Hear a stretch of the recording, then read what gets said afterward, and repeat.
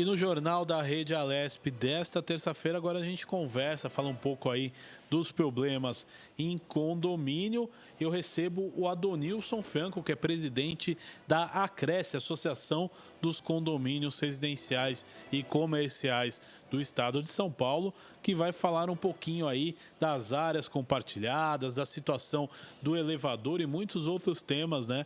Como a gente comentava um pouco antes aqui no jornal, né? Gente nos condomínios que não usam máscara, que na verdade não respeitam, né, o cidadão que está a seu lado morando no mesmo espaço, né? Seja muito bem-vindo ao Jornal da Rede Alesp, Adonilson, tudo bem? Tudo bem, tá tudo bem. Me ouvem?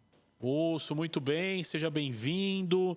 É importante a gente começar essa entrevista. Eu vou te fazer uma pergunta, Adonilson. É Pois não. obrigado nas áreas comuns dos condomínios que seja feito o uso de máscara? Por exemplo, morador ou usuário, né, quando a gente fala de um prédio comercial que desça para buscar delivery, ele tem que estar portando máscara nas áreas comuns?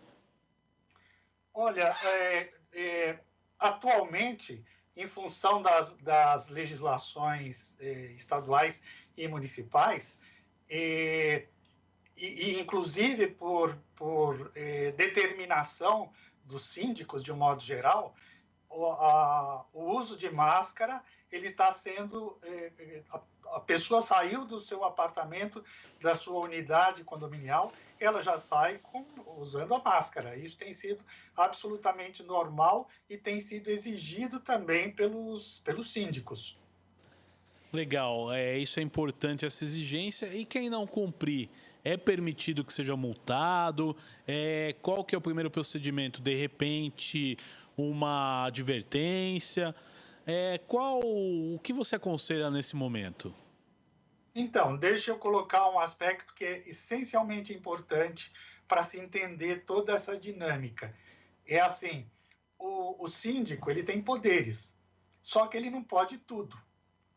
Os poderes dele dependem daquilo que for a ele autorizado pelas assembleias condominiais.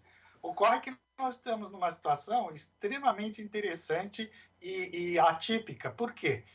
Porque a mesma razão que determina toda essa ordem de coisas, de procedimentos e de condutas na área pública, como sair à rua portando máscaras, etc., o síndico ele deveria ter poderes para fazer isso, mas ele não tem. Por quê? Porque a legislação não deu a ele poderes. Então, o que significa isso na prática? Que hoje os síndicos estão assumindo decisões isoladamente, inclusive porque não pode fazer reuniões de assembleia. Então, ele está assumindo isoladamente decisões que poderão ser judicializadas, como, por exemplo, por imporem restrições de ir e vir, por exemplo, por impor restrições de uso de áreas comuns, etc. Então, ele está assumindo, e é muito oportuno isso que eu estou falando, porque eu estou falando com uma casa legislativa, e se me permitirem, no final eu quero fazer algum adendo sobre isso. Ele pode e está fazendo aquilo que ele entende como razoável, como necessário, o síndico eu me refiro, porém sem amparo na lei. Então, o que eu quero dizer na prática, o que ocorre? Existem um projeto de lei 1179/2020, do final de março, no Senado Federal, que no dia 13 de abril acabou sendo encaminhado para a Câmara dos Deputados para aprovação. Ali nesse projeto, dado ao síndico, é feita uma alteração no Código Civil e é dado ao síndico alguns poderes que ele não tem. Então, por exemplo, restringir a utilização das áreas comuns para evitar a contaminação pela Covid-19, restringir ou proibir a realização de reuniões e festas e vedar a utilização por terceiros de vagas de garagem. Isso não está previsto no Código Civil, mas excepcionalmente existe esse projeto pautado lá no Senado, já aprovado, melhor dizendo, já foi remetido para a Câmara, mas precisa ser votado. Então, hoje o síndico, na verdade, ele está desprovido de fundamentos legais para fazer o que ele faz, mas o que a gente observa é que o legislador ele está correndo atrás da realidade verificada na vida concreta, no cotidiano das pessoas, ele está correndo atrás e não consegue acompanhar, porque esse é um exemplo. Então, o síndico ele pode impor essas restrições de uso de máscara, inclusive na área interna do condomínio, na área comum do condomínio, como uma extensão daquilo que já é exigido quando o condômino sai à rua. Ou seja, se na rua ele deve utilizar máscara, dentro da área comum do condomínio, é bastante sensato e razoável que o síndico faça essa exigência também. Adonilson, tudo bem? Aqui é a Amanda. Eu gostaria de saber a opinião do senhor sobre a seguinte situação.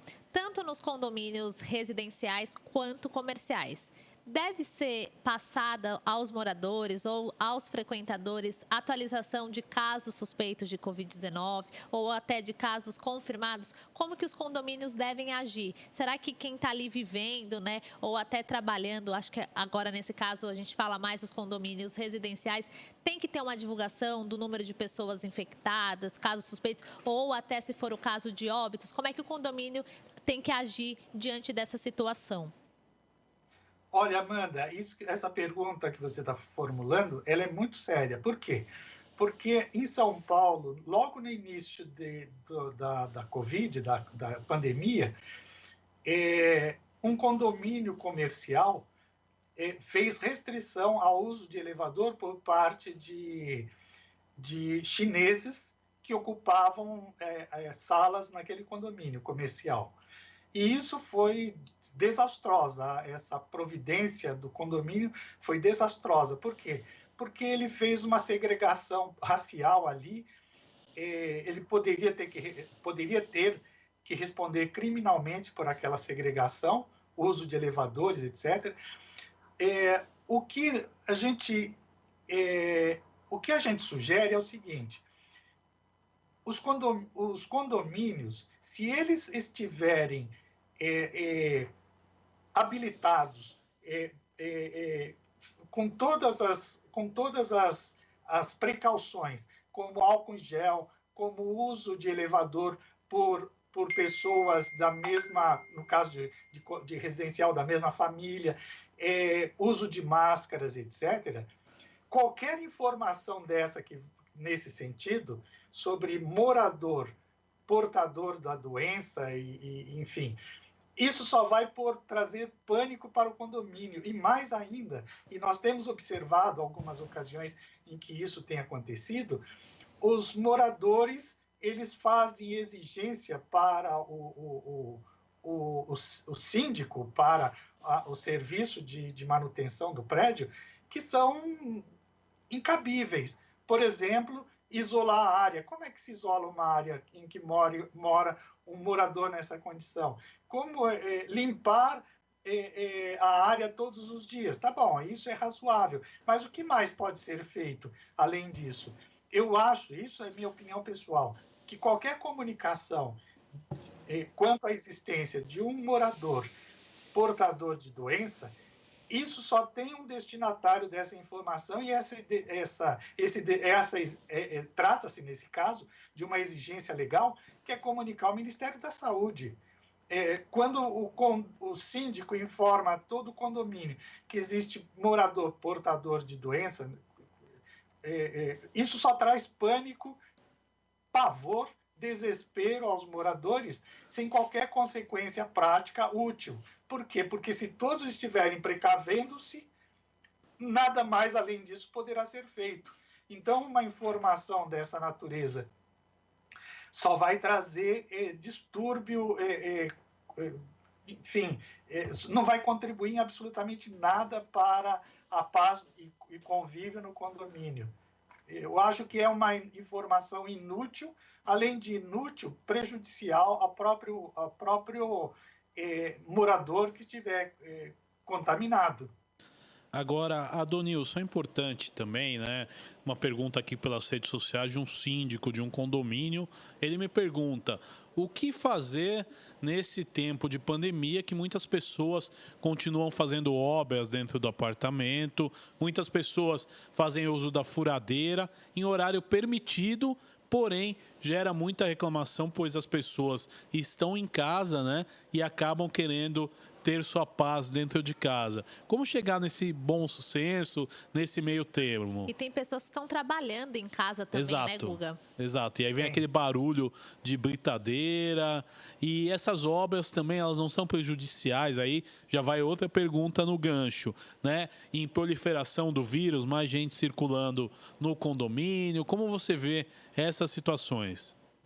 Certamente, nessas circunstâncias, só existe um tipo de obra que é razoavelmente aceitável, aquela que é absolutamente necessária, ou seja, um vazamento, entupimento num cano, descarga, etc., e precisa restaurar na sua condição de uso normal. Somente nessa hipótese. Afora isso, não faz sentido nenhum um morador prosseguir com reforma. Eu mesmo tenho uma reforma numa casa em condomínio no interior e o condomínio exigiu a suspensão. Faz 50 dias que a reforma foi interrompida. Então, por quê? Porque não era uma reforma necessária, não era urgente. E faz total sentido essa exigência por parte do síndico. E se o condômino se recusar a cumprir, ele tem que ser multado. Ele tem que ser multado, porque não faz sentido. Esse momento é de restrição de fluxo de pessoas nos condomínios. Essa é a ordem, esse é o comando. Adonilson, e como os condomínios têm que proceder com relação aos funcionários que estão no grupo de risco, ou que têm mais idade? A gente sabe que os condomínios residenciais, né, muitos ainda têm porteiros, faxineiros, que são essenciais para o funcionamento do condomínio, seja ele residencial ou comercial. Como que o condomínio se organiza nessa parte? A gente sabe, né? Às vezes você afasta o funcionário, desfalca a equipe. Como é que fica numa situação como essa? Então, o que os condomínios começaram a fazer, isso foi observado logo no início da pandemia, foi dar férias. Entretanto, nós já estamos com 50 dias, se eu não estou enganado, de restrição de convívio. Então, imagina, as férias não duram 50 dias. E como você mesma falou, Amanda, a presença do funcionário no condomínio, inclusive para limpeza, para segurança, isso é imprescindível, é necessário e não tem como administrar um condomínio prescindindo desses empregados, desses funcionários. Então, o que é que se faz? Inclusive porque os condomínios normalmente têm um quadro muito reduzido, justamente para diminuir o custo condominial, das taxas condominiais, muito reduzido. Então, não dá para repor. Trocar uma pessoa dentro com a idade acima de 60 anos, que está no grupo de risco maior, por outra, não existe um outro para substituir. Então, o que acabou sendo feito, que a gente tem observado, é que os condomínios estão utilizando seus próprios funcionários e fazendo exigência quanto a uso de máscaras, quanto à utilização de álcool em gel, que é o máximo que pode ser feito. Agora, é bem verdade que esses funcionários, ao se locomoverem todos os dias para os seus trabalhos, eles estão utilizando o veículo público, trens, metrôs, ônibus, e estão também compartilhando espaços com outras pessoas e, portanto, o risco deles de contaminação ao chegar no condomínio e manipular correspondência, manipular entregas, etc., estão pondo em risco a segurança dos moradores. Mas, afora essa possibilidade, não existe outra. Positivamente, não existe qualquer outra, porque eles são imprescindíveis. Se você dispensa, por exemplo, um trabalhador da área de limpeza, quem é que vai fazer a limpeza? A contaminação advinda dos resíduos mantidos nos andares, isso é pior do que ter o funcionário presente todos os dias, entrando dentro do condomínio, trazendo risco de segurança à saúde, mas é melhor, é a única solução, aliás, não tem outra. Nem se fala em melhor, é a única que existe. E, portanto, cabe a cada morador se fazer asepsia com álcool em gel, com lavar as mãos, usar a máscara, saindo do seu apartamento, e é isso que cabe. Ou da sua sala de trabalho, é isso que cabe. Adonilson, eu quero agradecer a sua participação no Jornal da Rede Alesp de hoje. Até uma próxima oportunidade. Muito obrigado aí por sua participação. Muito obrigada. Muito obrigado, eu agradeço o convite de vocês, estamos à disposição. Esse foi Adonilson Franco, presidente da Associação dos Condomínios Residenciais e Comerciais do Estado de São Paulo, trazendo informações úteis, né?